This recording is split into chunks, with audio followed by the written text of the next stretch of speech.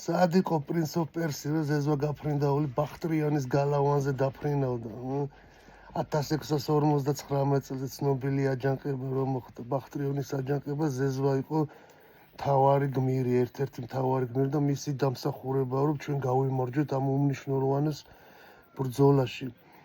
შაჰ-აბას მეორის გეგმები იყო კახელების აყრა და მათ ადგილას ამ ყიზილბაშების ჩამოსახლება და ეს ვერ გააკეთა ზუსტად რა.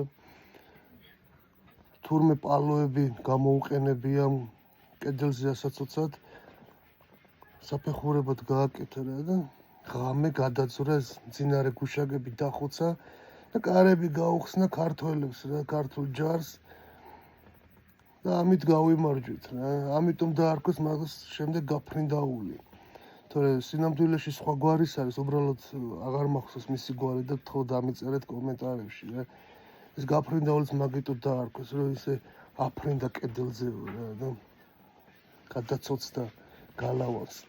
სამწუხაროდ ქართულმა ისტორიოგრაფიამ არ შეიყვანა ისტორიაში, იმიტომ რომ იგი არ იყვარს მეფე, არც უფლისწული და არ დაუთმეს მას ადგილი, მაგრამ მან ადამიანების გული მოიგო, ქართველების, მას უამრავი ლექსი მიუძღვნეს, რათა მისი სახელი ყოფილიყო ყოველთვის უკვდავი და არ დაუწყებოდა ხალხს და ესეც მოხდა.